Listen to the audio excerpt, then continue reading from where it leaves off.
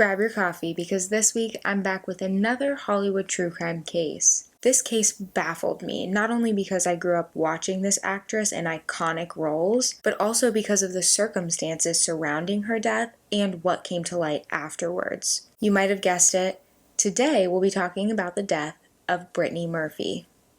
Let's take to the notes.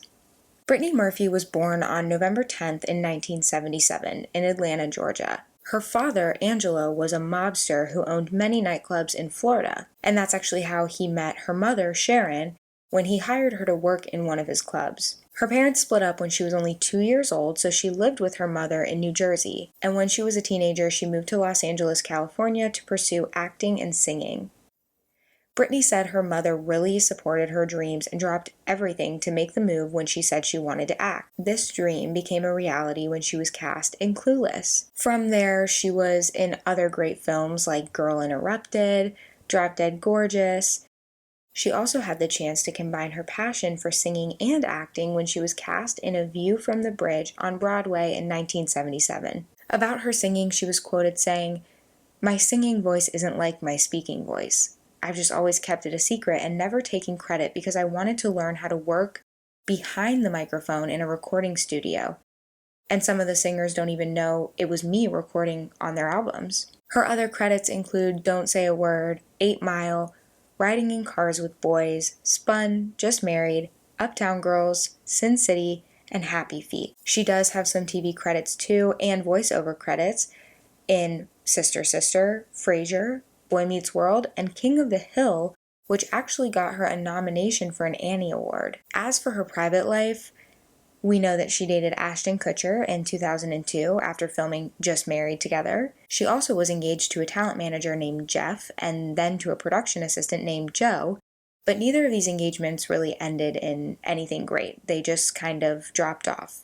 It wasn't until 2007 when she married Simon Monjack, who was a screenwriter. The couple moved into a home with Brittany's mother, Sharon, and it was during those 3 years of their marriage and living with her mother that her life started to slowly fall apart. During this time, Brittany began losing a ton of weight, which did get her a gig as a spokesmodel for Jordache jeans, but also sparked rumors in the media that she was into heavy cocaine use. She, of course, denied these rumors, but to this day, people still discuss them. She was also in the process of filming a movie called Caller in Puerto Rico, but was replaced during the filming, and we'll get into that later. Many said that she was fired for being difficult on set, but she said that she left after experiencing creative differences. Then, at 8 a.m. on December 20th, 2009, Los Angeles Fire Department responded to a medical emergency request at Brittany's home. It was Brittany's mother calling 911, and you can actually listen to this call by clicking the link to the ID episode in my show notes. The report from Brittany's mother was that she had collapsed on the bathroom floor and there were attempts to resuscitate her. When paramedics arrive, they see her husband, Simon, performing CPR, and they transport Brittany to Cedars-Sinai, where she was pronounced dead after going into cardiac arrest at 10:04. She was just 32 years old. The assistant chief coroner told the Associated Press that they conducted an autopsy the day after she died, and they had believed that her death appeared to be natural.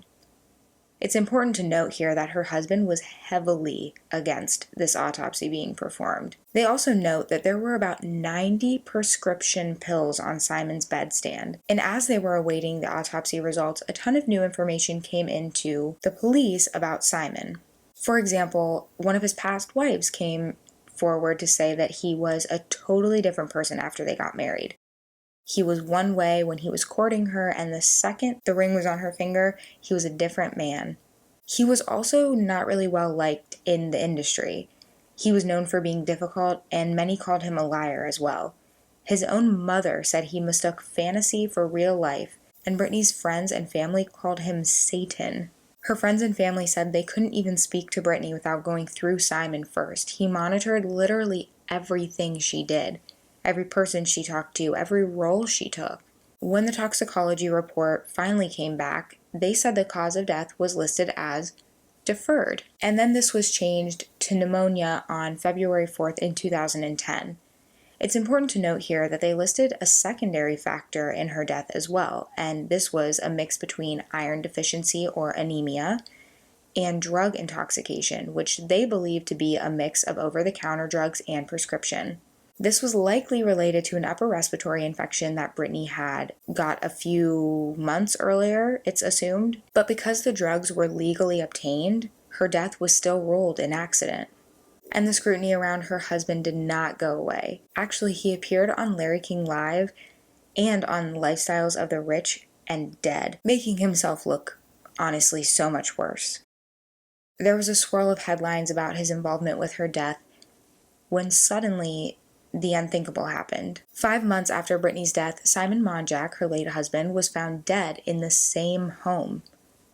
The call to 911 was again made by Brittany's mother. This is weird. I mean, they were living together all this time after Brittany's death in the same house. Just strange, but it actually gets even more weird. The coroner, Ed Winter, stated that he, Simon, also died of acute pneumonia and severe anemia. But when they arrived to the home, they found prescriptions next to the bedside. The prescriptions had both Simon's name and Sharon's name. And they asked her why there were pills in Brittany and Simon's room addressed to Sharon. She said that they had been sleeping in the same bed to mourn the loss of Brittany. It was later reported that there may have been toxic mold in the home, but this was eventually eliminated by a doctor as being a reason for their cause of death. At first, Brittany's mom said that the idea that mold had killed her child was absolutely absurd, but she later changed her mind and said yes, this was definitely the cause a few years later, especially after scrutiny and headlines about her involvement started to surface. She actually went so far as to file a lawsuit against the company that built Brittany's home. And believe it or not, the plot thickens from here. We then find out that Brittany was actually caring for her mother, who suffered from neuropathy post-cancer, and her husband, who suffered from seizures. She was caring for them both even when Brittany was very sick with an upper respiratory issue. It said that she felt trapped in her own house and felt the only escape was her bathroom. That was where she found time alone. And the weekend of her death, things were just off. Literally. The day before she died, the power in her house went out and even the backup generator failed. The same night is when things kind of started to spiral for Brittany. She began to gasp for air and her lips turned blue. It seems that she took medication to try to help this. She took nasal spray, cough medicine, and antibiotics. But there were also drugs found in her system that she herself would likely not have taken. Anti-seizure medications, anti-inflammatories, and both antidepressants and pain easers. It said that her last words were, "I'm dying. I'm going to die.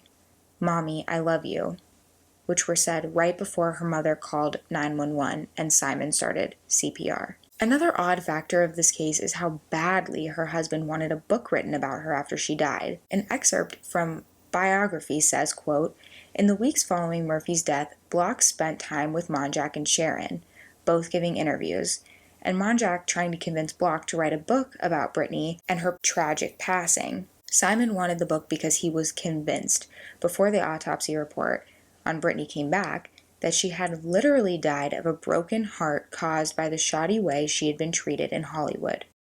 Unquote. He cited how she had been dropped from Happy Feet 2 and frustration with unfounded stories about her drug use, saying, quote, "Only later would I realize how much of what Simon told me about his family, education, marriage, and career were exaggerated or simply fabricated," Block said. So this takes us back to Simon Monjack being considered not truthful. And then Brittany's semi-estranged father began claiming in 2013 that he knew people who died from acute anemia, meaning iron deficiency, which is what both of them have said to have died from. He says that people who die from acute anemia often have been poisoned with arsenic. So he asked for a hair sample of Brittany's to be independently tested. And after some time, he was granted this right. Her mother obviously fought against this, but her father won. And so a Colorado State examination office found in Brittany's hair there were heavy metals. He believed that this was done deliberately to Brittany, and often he hinted that he believed her mother may have been the culprit of poisoning her. He said to Good Morning America, quote, "I have a feeling that there's definitely a murder situation here. Yeah, it's poison. Yes, I know that," unquote. A theory then came to light that Simon and Brittany wanted to start a new life. They wanted to move out and be separated from Sharon so they could have a child. The theory states that this upset Sharon, as Simon and Brittany were completely supporting her financially. And that would have been her motive if the theory proved true. It's important to remember how close Brittany and her mother were, though. Brittany never said a bad thing about her mother. But she never said a bad thing about Simon either, even though almost everyone else did. Others investigating the case think that they both died of the causes that were reported, but still blame Simon for not taking medical action for Brittany sooner, as she was sick months before. Following her death, Brittany's mother and widower set up a foundation in her name. Unfortunately, though it was said to be a nonprofit that supports cancer research and children's art education, in 2010, record searches showed that the foundation was not a not-for-profit foundation. Someone was profiting somewhere. So all of the donations were refunded, and it is still down. Though her father did try to restart it, for some reason it's just not a thing right now. Brittany Murphy is buried at Forest Lawn Memorial Park in Los Angeles. And though her cause of death may be stated, who, if anyone, is to blame remains a mystery. That's it for this episode. I want to know what you think happened to Brittany Murphy. Let me know. Let me know by DMing me on Instagram at Megan the Morning Podcast. And let me know what celebrity deep dive you want to hear next.